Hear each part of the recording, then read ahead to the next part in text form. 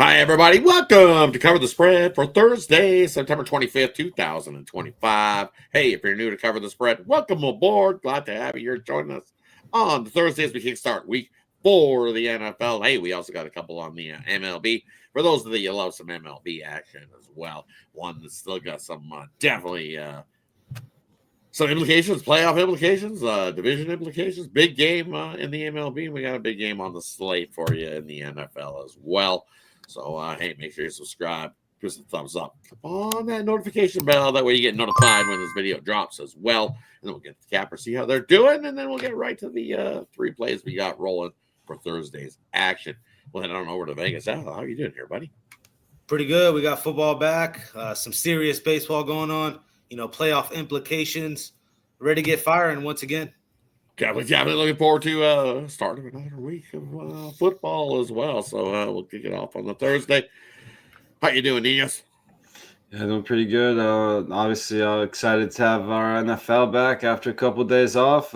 Just one game, obviously, but it should be a pretty good one. So can't wait to get to that one. But we'll kick things off with some baseball. So let's get to it.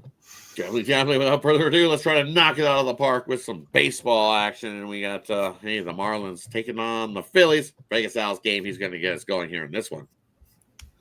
All right, so we got Jansen Junk on the mound here versus Walker Buehler. Buehler's already been traded this year. A guy we can't trust at all, really.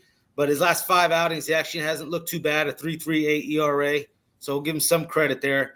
But at the end of the day, I'm still going to go with the Marlins here in this spot. Phillies don't have anything really to play for. They kind of have this number 2 spot in the NL locked up. You look at the last 10 days here, they have a 4.86 ERA last 10 days. That's 24th in baseball. And then you look at the other side, the Marlins have a 3.44 ERA last 10 days. That's in the top 10 in all of baseball. So there's a nice advantage there on the Marlins side. The Marlins have already won a game earlier in this series. That was a nice little come from behind victory, and the bats are hot right now for the Marlins. Third in all of baseball here last 10 days with a 2.93 batting average here for the Marlins. I know Junk hasn't looked great, a 4.80 ERA his last 5, but I think they'll give him a lot of run support here. And then a stat here that just stuck out to me, Jansen Junk, when priced at plus 125 to plus 175, the Marlins are 5-0 this year when priced there as a dog. So I like the Marlins a lot. We'll take that shot. Head on over to Ninos. What do you like here in this one? Yeah, maybe not the most evident play here with these starters, as you mentioned, coming in pretty hot. But again, definitely not the most consistent starters. Now Buehler's a guy I thought was going to be great when he first came in with the Dodgers. Obviously, kind of fell off pretty fast there. And another thing Al mentioned was the run support. These guys coming in with pretty elevated ERAs, but both of them having winning records. Now, you mentioned Buehler did get traded, so that record a little bit skewed there. But again, I'm expecting a lot of run support from for both these guys here. Wind blowing out a little bit. So I think, even if these guys have a decent start, I think at least one of them gives up a few runs here. And again, bullpens should give up a couple more too. And Buehler, as good as he's been, not going particularly deep into his game. So just going 3 2/3, 5 innings, and then 2 1/3 before that, 4 innings before that. So yeah, not going very deep there. So expect the Marlins to get to work on that Phillies bullpen as well. I'm taking this game to go over the total. Yeah, and hey, you look at, as you said, his start. Buehler's made one start, and then he's made a relief appearance in that one where you said that he went 3.2. That was a relief. Taijuan Walker made the start in that matchup. So this will be his 3rd appearance for the Phillies. God, thank Phillies just testing him out here. Do you want to carry this guy as a starter into the playoffs, or do you want to carry this guy in your bullpen into the playoffs? I think is what they're doing. So they're giving him a chance as a starter here, giving him one shot. And if he does good, then I think they carry him with the injuries that the Phillies do have to that rotation. So what does he do here? Questions. It's huge to be seen. And Jansen Junk been dealing as a road underdog. He's won 5 straight as a road dog at this price. So also, what have the Marlins been doing? They can score some runs. That offense just finds ways to put runs across the plate, especially in division games. Their team total 30-17 to the over are the Marlins team total in their division games. So that's where I'm heading. Take the Marlins team total over. You're up over 11 units betting the Marlins team total over in division games this year. So take that one. Hey, that wraps up the first game we got on the diamond. Let's head on over to the second game on the slate. This one does have some big playoff implications rolling in this one. We got the Guardians taking on the Tigers. Head on over to Ninos. Who do you like here in this matchup? Yeah, speaking of those playoff implications, those Tigers were way out in the lead there, and I don't know what exactly happened to them, but they have not looked good lately at all. And now with Javi Baez going down, I don't think that's going to help them either. It has not helped them. He hasn't played now in a couple days. Just got scratched again on Wednesday. Remains to be seen if he comes back for this one, but whether he's in or out the lineup, I don't think he'll be at 100%. And again, just hard to back Detroit right now. Again, haven't fully figured out what's wrong with them, but something sure is wrong with them. On the other side, you got the Guardians, who've been one of the hottest teams in the league. So I'll take the Guardians here. If this line moves like it did on Wednesday, go ahead and you could take them on the -1. But yeah, either way, I'll be on the Guardians here to get the job done at home again with Messick, who's having a great season so far. And again, I think he has another good start here against these Tigers that have gone completely cold here. Heading on over to Vegas. Al, what do you like here in this matchup? So this one's a little unique type of prop that I'm going to. It's for Jose Ramirez. 8 of the last 10 games that he's played in, he scored a run. He scored multiple runs in some of these games as well.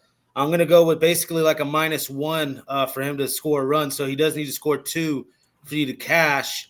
But at -104 for him to score a run, at worst, I think we push. And if you want to push it a step forward and he scores 2 or 3 runs here, plus 550 for the -2 on Jose Ramirez runs. Hey, and for me here in this matchup, I like what we've seen from Messick, especially in his home games so far this year. 2-0 in his home games, sub-1 ERA. And, man, he's been striking guys out. So I'm going to take Messick over his strikeout prop here in this one. I think he mows down plenty of Tigers in this one to get us up and over his strikeout prop. Last time he was out, he pitched, got 9 strikeouts. So even if this is 6.5, 7, even 7.5, I think he gets to 8. So if it's a little bit lower, hey, take the extended strikeout prop. I think 8 is where I've got this that he can get to. So take the over strikeout prop there.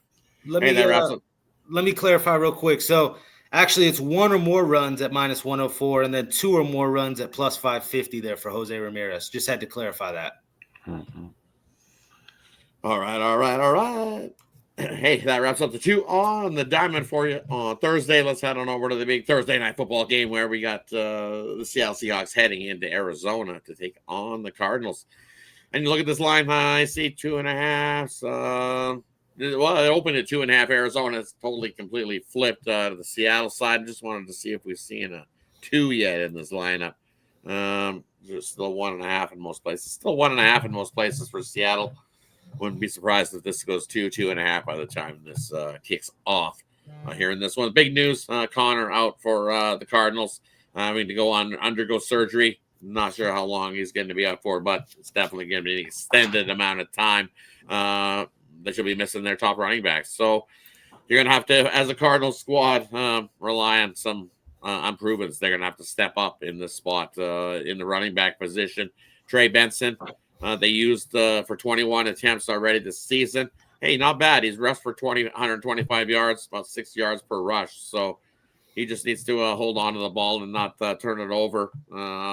He can come out of the backfield. He's able to catch the ball as well. So not bad. We're going to have to see his Trey Benson definitely stepping up for Arizona. We know they got a bunch of other weapons in McBride, Marvin Harrison Jr., so they got plenty of weapons on that side of things. But the Seattle offense, hey, with Sam Darnold rolling along, he's hitting 70% of his passes, 4 touchdowns this season, and definitely been looking real good last week for Seattle. Hey, don't get too overhyped. It was the New Orleans Saints, and they have been the worst team in the NFL so far this season. Everybody thought they were going to step up, but they got whooped in that one. And now they come in here. This is a divisional battle, nonetheless. But I think it's tough when you lose your star running back here for Arizona. So I think Seattle punches Arizona in the mouth first and grabs that first half lead as we head to the locker room. Why? Arizona versus good offensive teams that are averaging about 5.65 yards per play. They haven't fared so well in that first half. 2-10 ATS wise. But I see you lay half a run here with Seattle, but no point.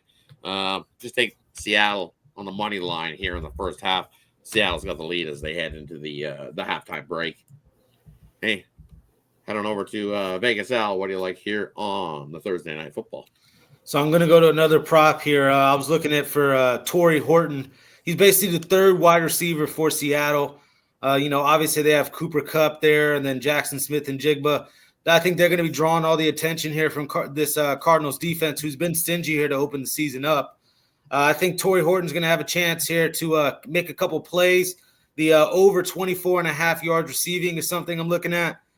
He's almost 4-1 for him to score an anytime touchdown. And then 2 or more, if you want to get crazy, he's 40-1. You see Torrey Horton scoring 2 touchdowns here.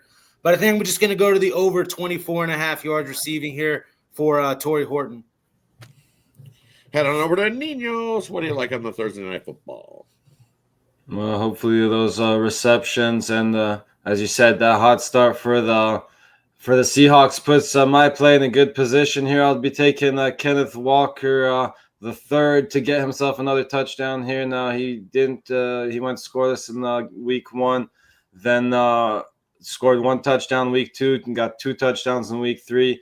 So are we taking him to get 3 touchdowns? No, I'm just kidding. But we'll take him to get an anytime touchdown here at any time. Around even money. Hey, his 2 touchdown prop is at plus 600 again. If you want to get if you want to take a shot at some big plus money there and go maybe -1 on him, but my play will be on Kenneth Walker to get an anytime touchdown around even money. Hey, one more little bonus play for you. Jackson Smith and Jigba. Hey, take him to get the longest reception in this game here. He's 6-1 to the over in the longest reception dating back to 2024. So over the last couple seasons for Seattle, take him to get over the longest reception in this game tonight on Thursday. Hey, thanks everybody for tuning in. Appreciate each and every one of you. Let us know in the comment section below what you think about the 3 games we covered here on the Thursday. We'll do a quick little recap before we head on out. First game we looked at, we got the Marlins taking on the Phillies.